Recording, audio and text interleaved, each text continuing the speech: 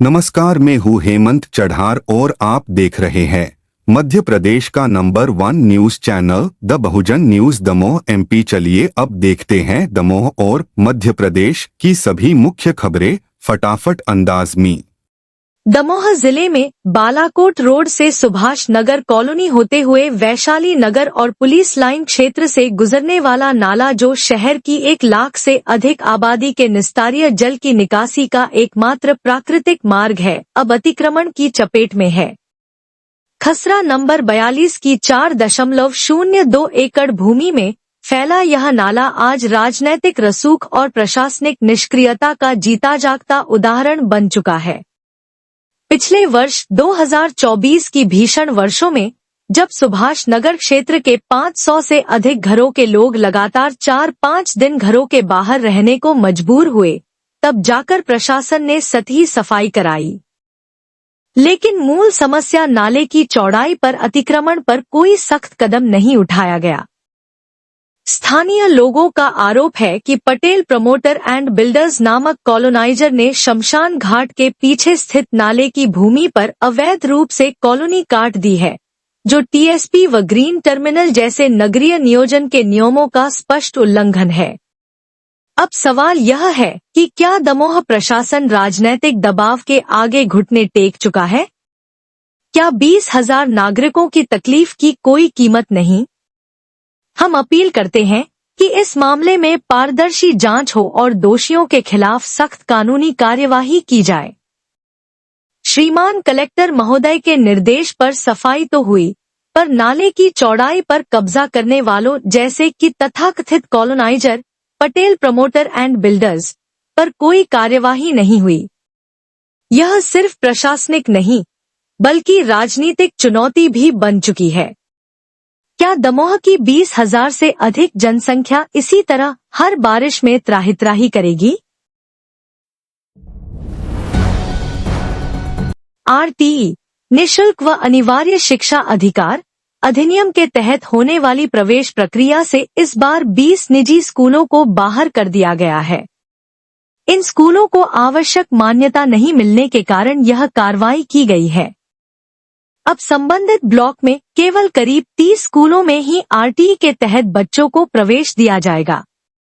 शिक्षा विभाग की जांच में सामने आया कि कई स्कूल किराए के भवनों में संचालित हो रहे हैं, जहां बच्चों के बैठने, पीने के पानी, शौचालय और सुरक्षा जैसी मूलभूत सुविधाएं तक मौजूद नहीं हैं। शहर और ग्रामीण क्षेत्रों में बेतरतीब ढंग से खोले गए इन स्कूलों पर अब शिक्षा विभाग ने सख्ती शुरू की है। अधिकारियों ने स्पष्ट किया है कि बिना मान्यता और न्यूनतम सुविधाओं वाले स्कूलों को RTE में शामिल नहीं किया जाएगा। यह कदम बच्चों की गुणवत्तापूर्ण और सुरक्षित शिक्षा सुनिश्चित करने की दिशा में अहम माना जा रहा है। जम्मू कश्मीर के पहलगाम में हाल ही में हुए आतंकी हमले के विरोध में मध्य प्रदेश की राजधानी भोपाल में विश्व हिंदू परिषद और बजरंग दल द्वारा लगाए गए पोस्टर्स ने नया विवाद खड़ा कर दिया है। शहर के कई इलाकों में लगे इन पोस्टरों पर लिखा गया है, अब तो नाम पूछना ही पड़ेगा, बच्चों के सुरक्षित भविष्य के लिए आदत डालिए नाम पूछने की।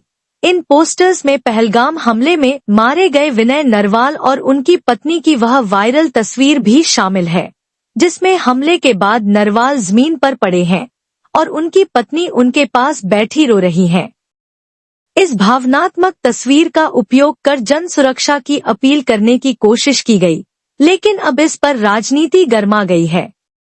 विपक्षी दलों और सामाजिक संगठनों ने इस कदम की आलोचना करते हुए इसे सांप्रदायिक ध्रुवीकरण की कोशिश बताया है। वहीं प्रशासन ने मामले की जांच शुरू कर दी है और कुछ स्थानों से पोस्टर हटाए गए हैं। इस विवाद ने एक बार फिर यह बहस छेड़ दी है कि क्या आतंकी हमलों के विरोध को सामाजिक विभाजन का औजार बनाया जा रहा है। दमोह, मध्य प्रदेश। दिनांक 2 मई 2025 को अटल भूजल योजना के अंतर्गत ग्राम पंचायत जेरठ, पिपरिया तुर्कई, भौमरासा एवं बोतराई में जल संरक्षण एवं प्रबंधन को लेकर अहम कदम उठाया गया।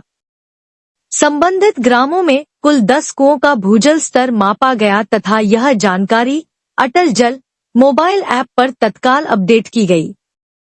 इस कार्य का उद्देश्य भूजल स्तर की निगरानी एवं जल संरक्षण उपायों को प्रभावी बनाना है। स्थानीय प्रशासन एवं जल संसाधन विभाग की निगरानी में यह मापन कार्य संपन्न हुआ। अटल भूजल योजना के अंतर्गत इस प्रकार की नियमित गतिविधियां ग्राम स्तर पर जल संसाधनों के सतत उपयोग को सुनिश्चित करने हेतु की जा रही हैं। रतलाम झाबुआ मुख्यमंत्री मोहन यादव के नेतृत्व में शिक्षा के क्षेत्र में लिए गए प्रभावशाली निर्णयों का प्रत्यक्ष परिणाम अब वैश्विक मंच पर दिखाई देने लगा है। दुनिया के टॉप 10 स्कूलों की नई सूची में मध्य प्रदेश के 2 स्कूलों को स्थान मिला है, जो राज्य के लिए बड़ी उपलब्धि मानी जा रही है। विनोबा स्कूल रतलाम को इनोवेशन इन एजुकेशन श्रेणी में शामिल किया गया है।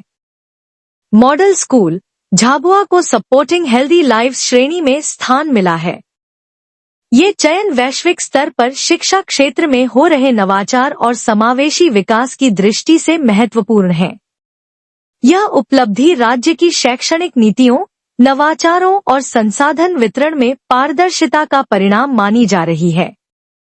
मुख्यमंत्री मोहन यादव ने इस उपलब्धि पर प्रसन्नता व्यक्त करते हुए कहा कि मध्य प्रदेश को शिक्षा का अग्रणी राज्य बनाना हमारा संकल्प है।